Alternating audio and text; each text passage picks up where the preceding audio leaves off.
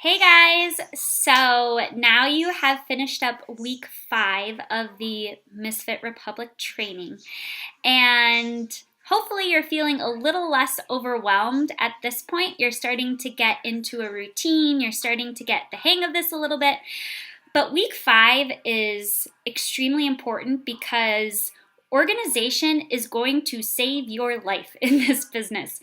If you do not find a way to stay organized, you're going to go crazy because you start talking to so many people, and if you don't find a way to track that, people are going to fall through the cracks. You're going to miss out on opportunities. Names are going to be floating around in your head at all hours of the day, and it's just going to be a mess. So I don't care how you track it, but I just urge you to track what you're doing during your power hour. So track who you're adding to your network, track who you are starting conversations with, and just a couple words about what that conversation is about.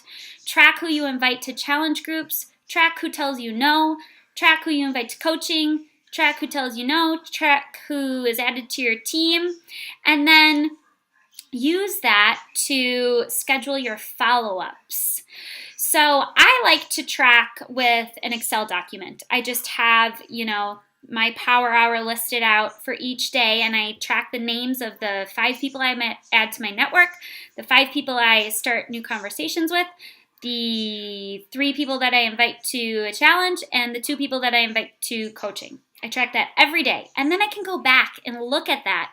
And I also track my contacts. So as I'm adding people to my network, when they friend me or accept my friend request, or if they, start following me on Instagram, I will add them to my contact list so that when I'm going to do my new messages every day, I can just pull that contact list up and look through and pick out a couple names and, start a conversation with that person or like and comment on some of their posts to get, some familiarity going on. So tracking is huge.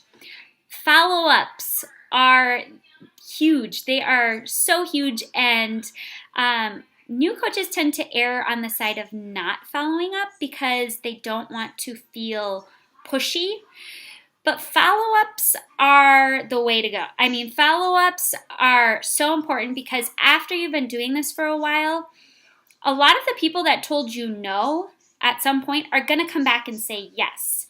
So you want to make sure that you've followed up with these people. So if someone tells you no, no, not right now, I'm not ready for a challenge group, or no, coaching isn't for me right now, I want you to write down their name in the follow-up section of your tracking area, whether it's just a notebook or an Excel spreadsheet, or if you use some sort of software to track.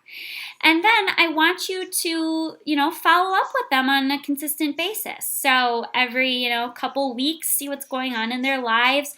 Show them that you care about them as a person, not just them as a sale or as a coach on your team. Following up is pretty simple. Ask the person if you can follow up with them when you're in that initial conversation. Once they tell you no, like if they say, no, challenge group isn't for me right now, you can say, okay, that's totally fine. I actually run these groups every single month. So would you mind if I followed up with you next month to see if the timing is right? You can do the same thing with coaching. I run new coach trainings every month. Would you mind if I followed up with you next month to see if the timing is right? It's that simple. And then you just write their name down. A great way to follow up if they're not interested again is to provide them with some sort of information. Just find a way to help them. And they always will appreciate that because that shows that you care. So follow-ups are so important. The other thing that I would recommend you do is go through Chalene Johnson's 30-day push. It's completely free, and it's all about goal setting, creating to-do lists, creating your push goal, how to, accomplish your push goal, the steps to take, how to stay organized. It is amazing, and it's free. You get an email every day with a video from her. She walks you through everything. It is just like a life changer. So I would recommend doing that. It's just 30daypush.com. I think, is the site. You might have to Google that. But I would recommend doing that. And then I just wanted to remind you that as you get going in this business, as you start building a team and you have coaches that you're mentoring that are asking you questions and relying on you for training and things like that, it can get a little crazy. And you don't know where to put your time. You don't know if you should be putting more of your time with your coaches or more of your time on still building your own business. I will tell you that this business will always start and finish with your power hour. No matter how many coaches you have on your team, no matter how how big your team is, you want to be doing your power hour every single day. So do that first, get that out of the way. Then you can focus on, creating scripts for your team, creating videos, trainings, searching for other coaches' trainings that could be helpful, working with your coaches one-on-one, things like that. But it always starts and ends with the power hours. So that is organization for you. We only have 1 week left. So I will see you next week for week 6 recap. And I hope you guys have a great week. Bye.